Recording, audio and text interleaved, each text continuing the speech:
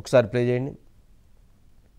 ఈరోజు ఉదయం నుంచి కూడా ఒక ఫేక్ వీడియో పెట్టి ఒక 2 తోక టీవీల్లో రకరకాలుగా లేనిది ఉన్నట్టుగా ఏముందో ఏం లేదో తెలియని పరిస్థితిలో లేనిది ఉన్నట్టుగా చూపించి శిలలో పల్లలో అల్లి చూపిస్తున్న కొన్ని టీవీ ఛానల్ చూశాను. ఆ టీవీ ఛానల్ పరిస్థితి చూసి దాని గురించి మీ అందరికీ చెప్దాం ఉద్దేశంతో ఈరోజు మీ ముందుకు ఇలా వచ్చా. గత 6 నెలలుగా నాకు కొన్ని ఫేక్ కాల్స్ వస్తూ ఉన్నాయి అన్నోన్ నెంబర్ నుంచి.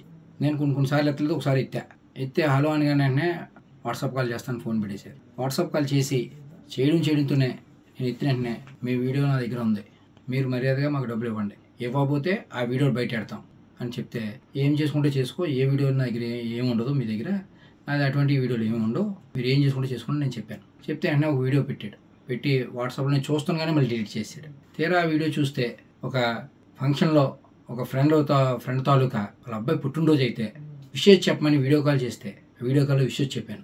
దాన్ని కొంచెం వీడియో కట్ చేసి దానికి ప్రైవేట్ పార్ట్లు యాడ్ చేసి ఫేక్ వీడియో తయారు చేసి నన్ను బ్లాక్మెయిల్ చేసి తద్వారా వాళ్ళు డబ్బులు గుంజుదామని ప్రయత్నం చేశారు. చాలాసార్లు ప్రయత్నం చేశారు, ఎన్నో రకాలుగా థ్రెట్ చేశారు. నేను ఎక్కడ కూడా, ఎందుకంటే నేను తప్పు చేయలేదు, నా అటువంటి వీడియో లేవు కాబట్టి నేను ధైర్యంగా మీరు ఏం చేసుకుంటారంటే చేసుకున్నాను. అలా చాలాసార్లు చేసి ఇంకా ఇటు నేను లొంగపోవడంతో ఒకసారి ఫోన్ చేసి సరే ఏదో తప్పు జరిగిందండి, ఇంకెప్పుడు ఇటువంటి చెయ్యం, మీరు మాకు కొంచెం హెల్ప్ చేయండి, ఇక్కడతో ఇది వదిలేస్తాం, ఏదో తప్పు రేటో చేసాం, మాకు మా వాళ్ళకి బాగాలేదు, హాస్పిటల్లో ఉన్నారని సాయం చేయమంటే డబ్బులు సాయం చేశాను. ఒకసారి పెళ్ళి అంటే సాయం చేశాను, ఒకసారి ఎవరో చనిపోయారంటే సాయం చేశాను, మానవత దృక్పథంతో చేశాను. అలాగే అది ఆసరాగా తీసుకుని వాళ్ళు మళ్ళీ నన్ను పెద్దగా డబ్బులు అడగడం మొదలెట్టారు, మళ్ళీ బ్లాక్మెయిల్ చేయడం మొదలెట్టారు.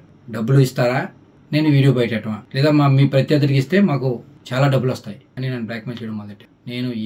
నేను ఎటువంటి నాకు సంబంధం లేనివాడిని మీకెందుకు డబ్బులు ఇవ్వాలి, నేను డబ్బులు ఇవ్వను, మీరు ఏం చేసుకుంటారో చేసుకోండి, అవి కూడా మానవతా దృక్పథంతో మీరు అడిగారు కాబట్టి మీకు ఇచ్చా, నేను మాత్రం ఇచ్చే పరిస్థితి లేదని చెప్పడంతో సరే అయితే మీ రాజకీయ ప్రత్యర్థులకు ఇచ్చుకుంటామని వెళ్ళిపోయారు. అలా కొన్ని రోజులు నాకు మెసేజ్లు పెట్టారు, చాలా నెల రోజుల వరకు పెట్టారు. సుమారుగా 6 నెలలు నాకు నరకం చూపించారు, చాలా రకాలుగా వేధించారు, ఎన్నో రకాలుగా ఇబ్బంది పెట్టారు. తర్వాత నేను ఎప్పుడైతే ఏమన్నానో మీ ప్రత్యర్థులకి ఇస్తామని అన్నట్టుగానే ఆ వీడియో పట్టుకెళ్ళి ప్రత్యర్థులకి ఇచ్చారు, మా రాజకీయ ప్రత్యర్థులకి. ఆ ప్రత్యర్థులందరూ కూడా సోషల్ మీడియాలో రకరకాలుగా ఆ ఫేక్ వీడియోని, ఏదైతే డీప్ ఎడిటెడ్ ఫేక్ వీడియో, ఆ ఫేక్ వీడియోని అందరూ వైరల్ చేయడం, కొన్ని టీవీ ఛానల్లో అదే దానికి చెలలో పల్లలో అల్లించి చూపించడం, ఇటువంటి పరిస్థితులు ఇవాళ చూసాం. అందుకని గతంలోనే నేను జూన్ 1వ తారీఖునే ఇటువంటి నాకు థ్రెట్టింగ్ కాల్ వస్తున్నాయని అప్పటి సీఏ ఒక నెంబర్ ఇచ్చి ఆయన సీఏ గారు కూడా చెప్పడం జరిగింది. దీని మీద వెరిఫై చేసి నాకు ఫేక్ వస్తున్నాయి, ఎవరో ఏంటని కూడా చెప్పిన వాళ్ళగా కూడా చెప్పాను. అప్పుడు తర్వాత తదనంతరం ఈ మధ్యకాలంలో బాగా నన్ను వేధించడం మొదలెడితే అప్పుడు వెంటనే నేను మన ఎస్పీ గారికి, ఏఎస్పీ గారు చెప్పడం జరిగింది. రిటర్న్గా పోలీస్ స్టేషన్లో కూడా కంప్లైంట్ ఇచ్చాను. దానికి సంబంధించిన అన్ని డాక్యుమెంట్లు ఇమ్మన్నారు. ఈ 6 నెలల్లో మాకు వాళ్ళకి జరిగిన ట్రాన్సాక్షన్ ప్రతిదీ కూడా అన్నీ కూడా పోలీసు వాళ్ళకి సమర్పించాను. దాని మీద ఎంక్వైరీ చేసి తగు న్యాయం చేయమని కోరడం జరిగింది. నిజం ఇవ్వాలి కాబట్టి రేపన్నా తెలిసింది. ఖచ్చితంగా భగవంతుడే ఉన్నాడు.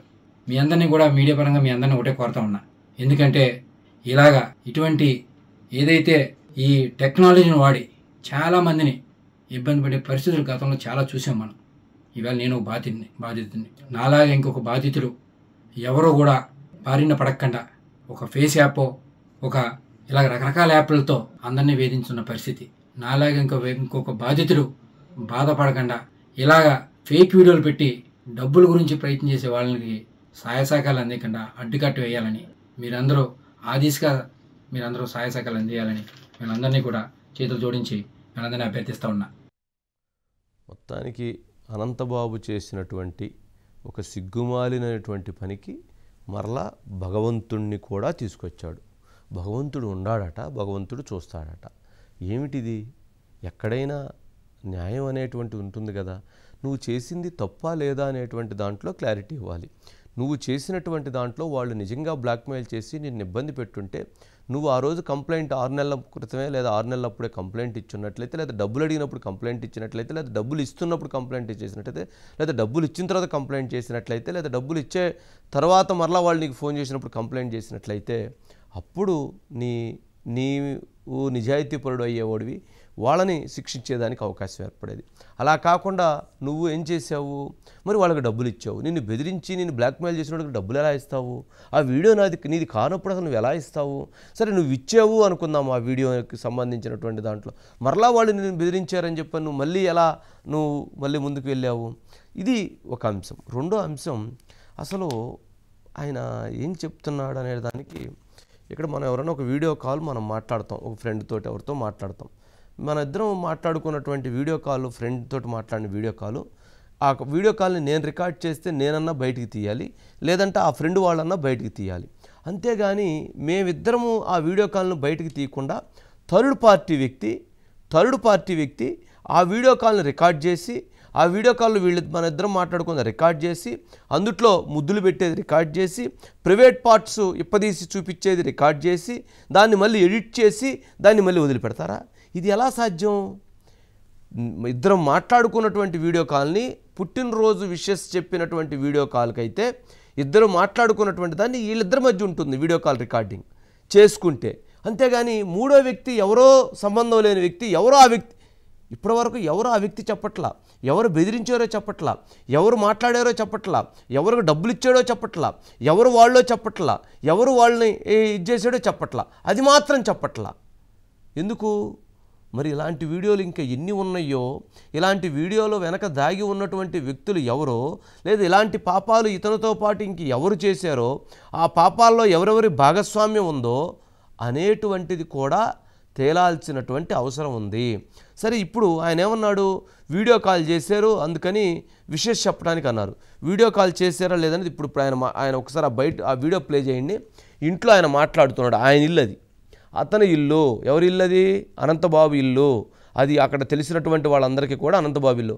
ఆయన ఫోన్ మాట్లాడుతూ లెగిసి వెడుతున్నాడు. చూడండి, విషెస్ చెప్పేటువంటి వ్యక్తి అయితే అక్కడ కూర్చొని పుట్టినరోజు విషెస్ చెప్తాడు, అంతేగాని లేచి వెళ్ళడు కదా. లేచి వెళ్తున్నాడు, చూడండి, లేచి వెళుతూ ఉన్నాడు. ఎక్కడికి వెళ్తున్నాడు? బాత్రూమ్కి వెళ్తున్నాడు. అడుగు వెళ్ళాడు లోపలికి, బాత్రూంలోకి వెళ్తున్నాడు. చూడండి, బాత్రూంలోకి వెళ్తున్నటువంటిది. అక్కడికి వెళ్ళాడు. అక్కడికి వెళ్ళి బాత్రూంలోకి వెళ్ళి అది బర్త్డే విషెస్ చెప్పటం అట, అది బర్త్డే విషెస్ తెలియజేయటం అట. అంటే బర్త్డే విషెస్ చెప్పేటప్పుడు హాల్లో కూర్చొని చెప్తారా, లేక బాత్రూంలోకి వెళ్ళి బర్త్డే విషెస్ చెప్తూ జిప్పులు తీస్తారా?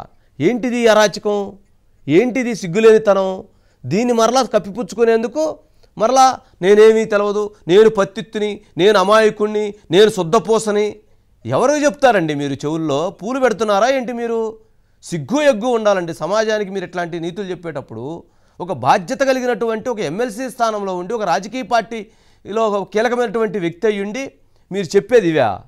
ఎక్కడి నుంచి వెళ్ళాడండి?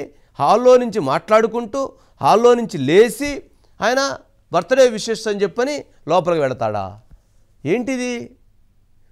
ఆయన బర్త్డే విషెస్ అయితే లేచాడు, చూడండి, బర్త్డే విషెస్ అయితే ఎక్కడ చెప్పాలి? హాల్లో కూర్చొని చెప్పాలి. లేచి ఎక్కడికి వెళ్తున్నాడు? అడుగు వెళ్తూ ఉన్నాడు. వెళ్ళాడు. ఎక్కడికి వెళ్ళాడు? బాత్రూంలోకి వెళ్ళాడు. బాత్రూంలో డోర్ వేశాడు. అక్కడికి వెళ్ళి ఏం చేస్తున్నాడు? మరి బర్త్డే విషెస్ అవా? అలా చెబుతారా బర్త్డే విషెస్ అలా చెప్తారా? చిన్నపిల్లలకు బర్త్డే విషెస్ అలా చెప్తారా? ఇది ఇంకొక కేసు, ఇది ఇంకొక క్రిమినల్ కేసు, 100% ఇది ఇంకొక క్రిమినల్ కేసు. ఆ కేసు సంగతి పక్కన పెడితే ఈ కేసులో నేను చిన్నపిల్లలకి బర్త్డే విషెస్ ఇలా చెప్తాను, లేదా బర్త్డే విషెస్ సంబంధించినటువంటి దాంట్లో ఇదంతా జరిగింది అని ఏదైతే చెప్తున్నాడో ఇది ఇంకొక కేసు, ఇది ఇంకొక దుర్మార్గమైనటువంటి కేసు, చిన్నపిల్లల్ని ఇచ్చేసినటువంటి కేసు. వీడియో తీసేయండి, ఇంకో వీడియో వేయండి.